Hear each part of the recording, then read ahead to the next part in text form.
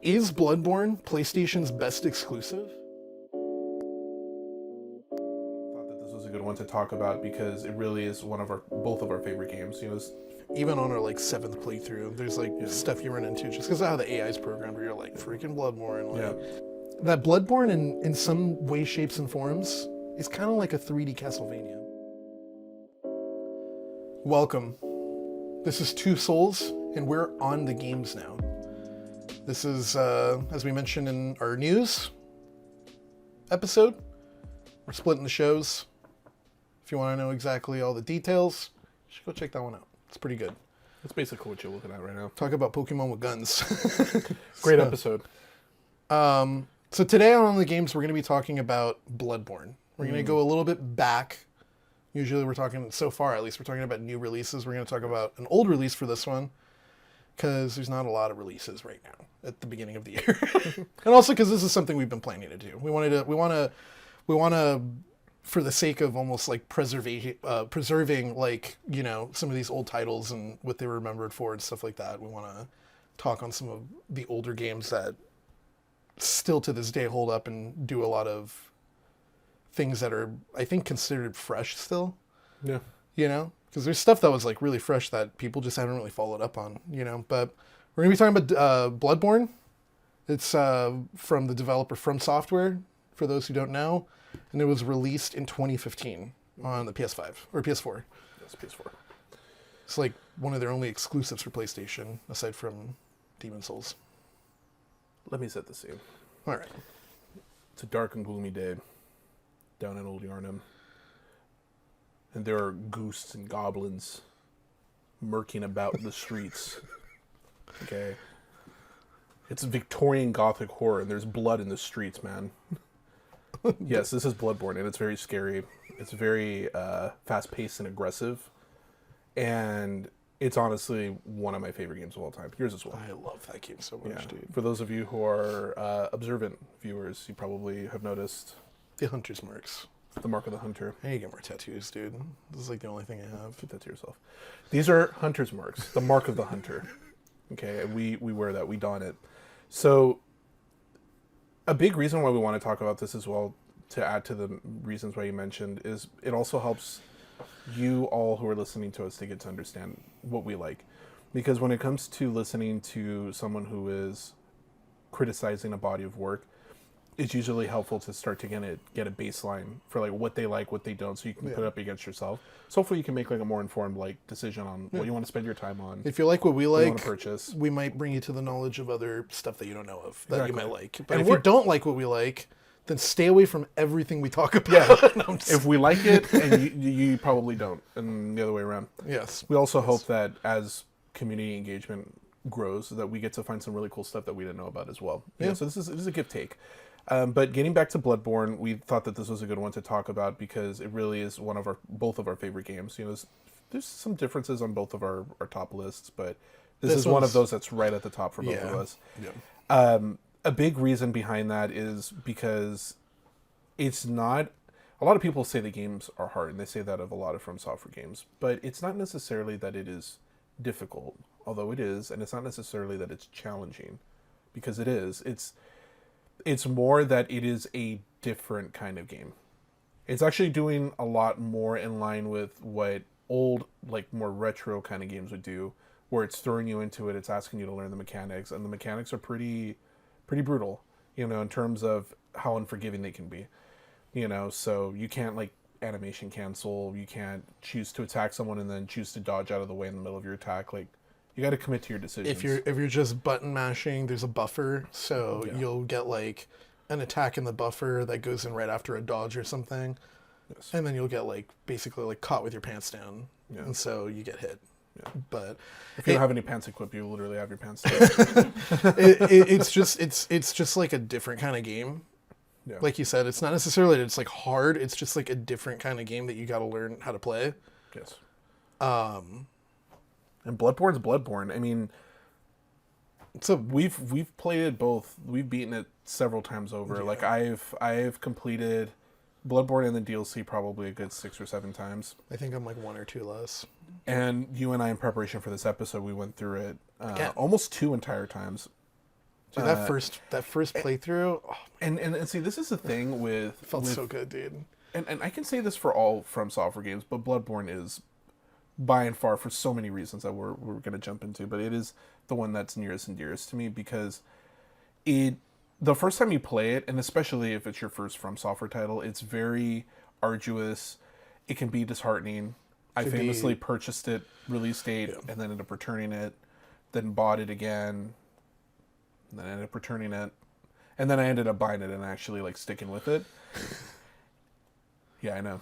And it unlocked a different part of my mind in a lot of regards because it's almost like the years had been too kind to me as a game player, and I had kind of lost that edge of like playing a game that was like a Mega Man or like like a Castlevania. These games that are like challenge you. Exactly. And what happens is when you're being put in an uncomfortable situation, which Bloodborne does all the time, and it's even on our challenging you. even on our like seventh playthrough, there's like stuff you run into just because of how the AI is programmed. Where you're like freaking Bloodborne. Like, Yeah. Well, it's the first time you play it. It is one of those experiences that is best experienced like firsthand.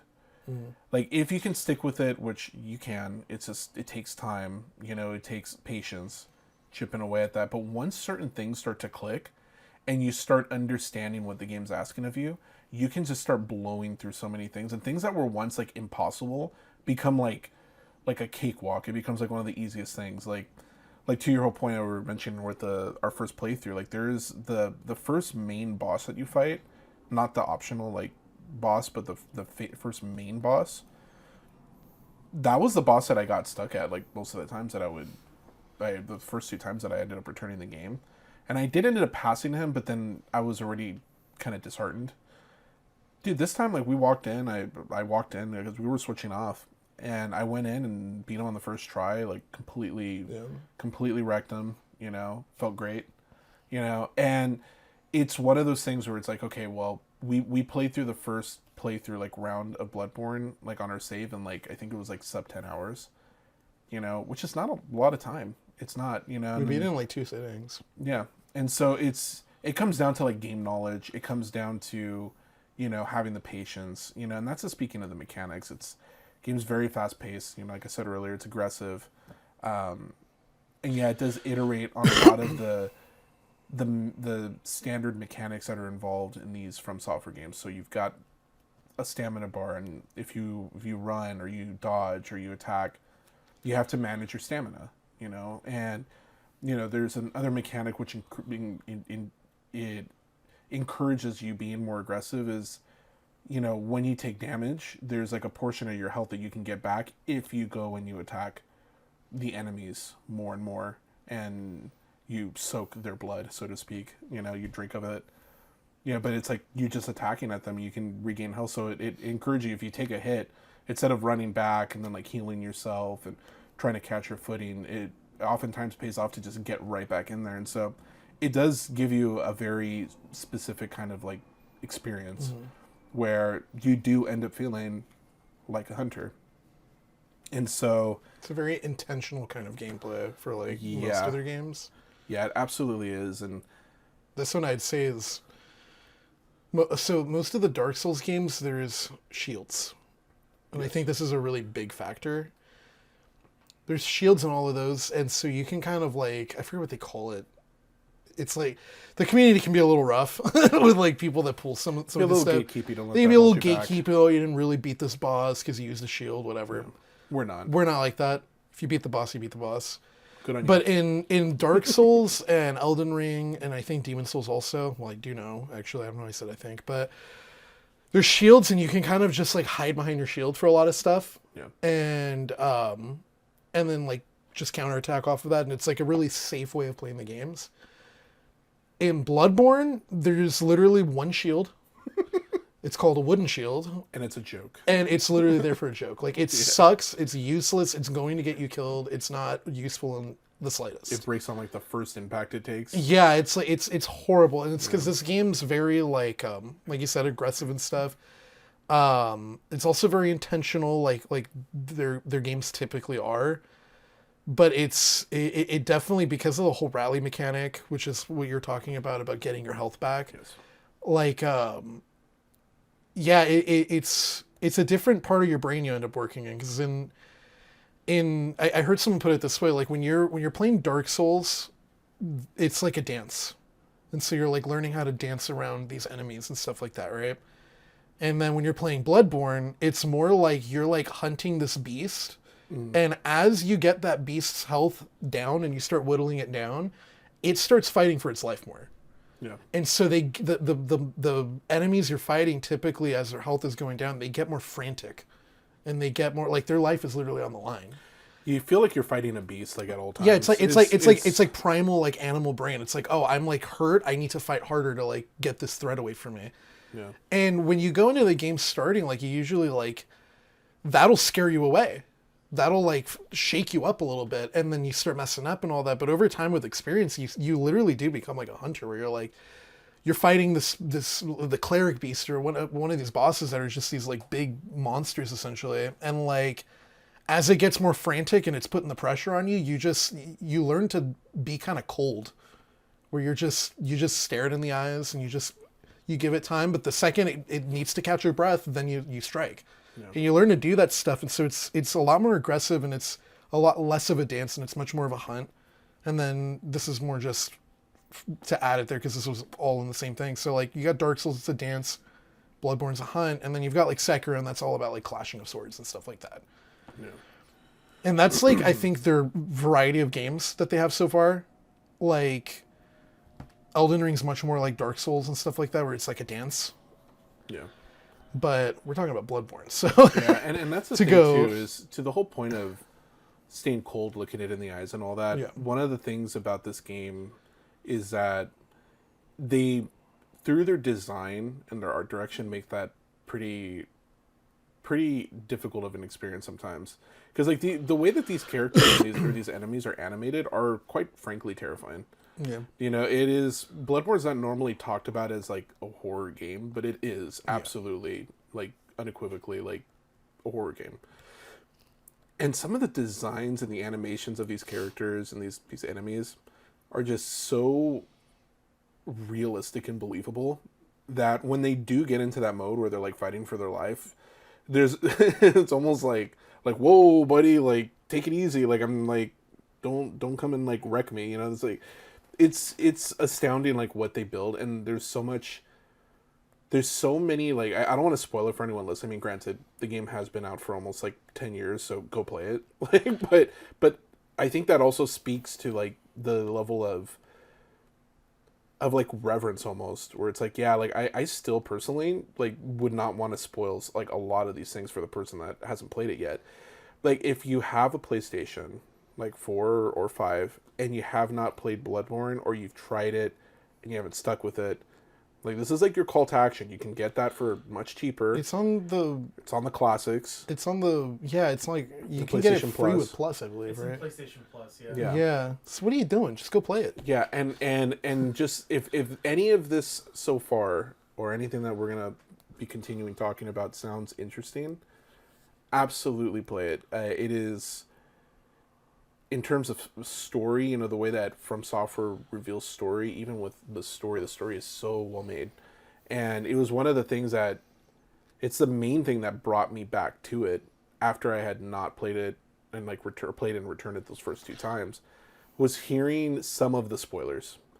Okay, which we're going to get a little bit into right now. Not fully. We're going to try to not be spoiler. Yes. Well, we're going to be spoiler free, but there are going to be inevitable spoilers because the game's pretty old at this point. Yeah, and also because... But we're not going to really talk about anything that's going to like ruin your experience. And then also because there are certain elements that are what brought me back, and I'd be remiss if I didn't believe there were some people out there that would hear certain elements and then also be like, man, like, you know, I should check that out. Yeah. So the game starts off, this is your warning, all right? This is your warning. This is your warning.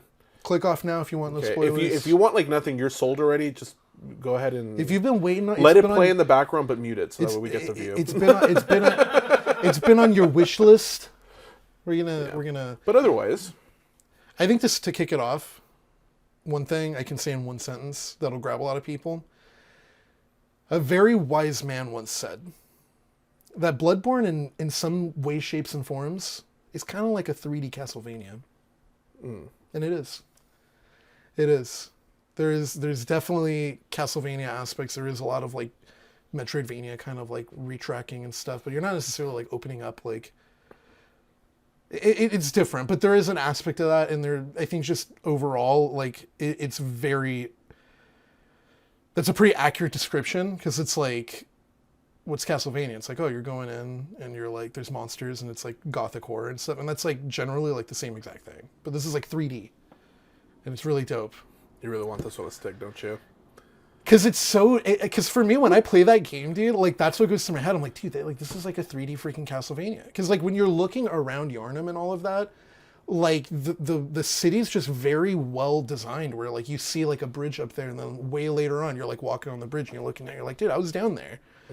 But it's, like, the spectacle and, like, the scale of it is, like, really well done. Where I will say it that adds it to is, those feelings. It is the most 3D Castlevania that has existed. That's not even Castlevania. Like Yeah. I do agree with that. Yeah. All jokes aside, the game, you know, to your whole point on Castlevania, it starts with this Victorian Gothic horror and all of that, and I'll just throw that out there for people. But it starts turning into something much more cosmic of a nature, which is what actually really drawed me in, because I was like, wait a second, so this isn't werewolves all the way through, and people are like, no, there's a whole other thing going on here, which brings you to the whole story of it. You know, for any of you that are familiar, with FromSoftware, this won't be of any like new news to you, but for those of you who don't, FromSoftware tends to reveal a lot of their storytelling and world building through like item descriptions and through you piecing things together from being in there. It's not like a game where they're gonna have like a cutscene and another cutscene, and then they're gonna have that person, you know, providing exposition. No. It's very subtle. You get dropped into the world as it is with what's going on, and you have to kind of figure out what's happening. And Bloodborne was the first real introduction to that way of storytelling that I had with FromSoftware, and it's honestly exquisite. You know, when you start breaking down like what's actually happening there, I think that becomes an interesting topic to most anyone who's interested in any sort of fiction. I was talking to Mom about Bloodborne and telling her the story behind that, because she was like, "Can you guys play that Bloodborne game? Like, what's the story with that?" And I started explaining it, and she was like tripping out. She's like, "Wait, so does that mean this?" And then she had all these questions. I'm all like, "You should go check out Vati Vidya." You know, he's got which you guys should also check out. You should also, you know, Vati Vidya. He's very well known for all of the lore breakdowns, you know. Vaati. Like Vati. It's like Vati. from Zelda, right? Yeah, exactly. Yeah, it's like that. He's got fantastic videos. Yes. But it's one of those things where it's like the story is just so fun, and it's so cool to think about even when you're not playing. And so all of those things together, you know, I think you get the gameplay, you get like the way that the story is, the way that things look. I mean, I'm just one, I like getting scared in certain games, like the game's like scary, but then the biggest thing it has going for it is that, much like a lot of other FromSoftware titles, once you start overcoming and understanding these challenges, you start feeling like really powerful. And then you start really enjoying the game at a different level. And the power like trip that you end up getting from the game though is like it's not necessarily that you're like overpowered as much as it's like you're incredibly knowledgeable about these things. So like the first time going through the city, it's very foreboding, and there's a lot of back alleys and stuff like that you're like, dude, I don't know what's back there, and this and that, and you're like kind of nervous. But like after playing the game a few times, it becomes like your city. Yeah. And in this city where thematically the story is like there's a hunt going on, there's a scourge, people are turning into werewolves, and there's like a hunt going on, and you're like this new hunter amongst all these other hunters that have like lived in the city. Over multiple playthroughs, you go from like this new hunter in the city to one of those hunters that like you've been seeing throughout like your first playthrough, where like they know the city, they know where this is at, they know where that's at, they know who's where, and they're going around doing their own little plot stuff, and you kind of become that in a sense just from like playing it. And that feeling when you kind of realize like, dude, I know this city. Like our last playthrough, like dude, we were just running through like everything, grabbing what we needed, going to boss, like no walkthroughs, nothing, no extra lives to help us find. Oh, it felt so great. Because we just know where it's at, and like that feeling is honestly like kind of unmatched with a lot of games. For a game that's that foreboding and unfriendly and unwelcoming to become such of like it becomes like a home. Yeah, it becomes like this warm feeling place that like you, because you know it. Yes. There's no mystery to it. You know it. And I think it's due to a lot of their detail. Like FromSoft's a very detailed studio with a lot of the stuff they do. And I think to not belabor or take too much time on this, like check out Vati Video's videos because he explains all of this stuff in depth. But I think like one good example is it's like there's this old blood, and like in the story, in the lore, there's this old blood and people are going crazy using it because it's got like healing benefits. And when you like hear about that as in your first playthrough, you're like a new hunter, right? You're like, that's kind of weird. Like that's like disturbing, whatever. And you kind of keep going through, and then you're like using blood vials to heal and whatever. And you're like, oh man, that's weird, whatever. And you kind of keep going. But as you get to like multiple playthroughs, you literally kind of like realize like how this whole scourge works, because mechanically you're healing with blood vials, which is this blood that they're talking about. And then in the rally mechanic, the reason why you're able to heal your health is because like you're literally slashing the enemy's blood like onto yourself, and it's like healing you. Yeah. And it's like stuff like that. Like that's like one detail in like a litany of details in the game, but it's like FromSoft's just very, to begin with, they're very detailed and like very pointed to make sure these things make sense, like from a gameplay to like lore and theme and world design kind of like stance, like to make sure they all gel together. But like Bloodborne, I feel like is like to kind of like another level to a certain degree with this stuff. And like, in my opinion, this is like one of their best games. I think this is their best game. I think so too. There's like in all of the FromSoft games. That's saying a lot. That's saying a lot. But like in all of the FromSoft games, like there's I think you're dealing with games at such a high like level of craft that it's like there's not much to fix. It's like a pretty well-made game. But like in all the other FromSoft games, there's like little things that I just don't necessarily like prefer, you know. But like Bloodborne's one of the only ones that I'm like, there's not really anything I would change. Like the game kind of works perfectly, and a lot of people would complain about farming because of health. Like you have to farm for your blood vials if you're like not doing well, right? But I was talking to you about that. Like what ends up happening is as you learn the world and all of that and you play it more, you kind of learn to mitigate that on your playthroughs so you never have to farm. Yeah. And it's just, there's so much stuff like that where it's like if there's a problem, there's usually something you can learn to like mitigate and deal with it. Yeah. And it's a really special game. And then I think the last tidbit I'll give here really quickly is DLC, I think, is a must play. If I think start with the main game, but like if you like any of the main game or you get through the first couple bosses and you like it, like you have to play the DLC. Yeah. Because the DLC, it's like this little missing part of the game is what it feels like to me. And it has some of the funnest and most difficult bosses in the game.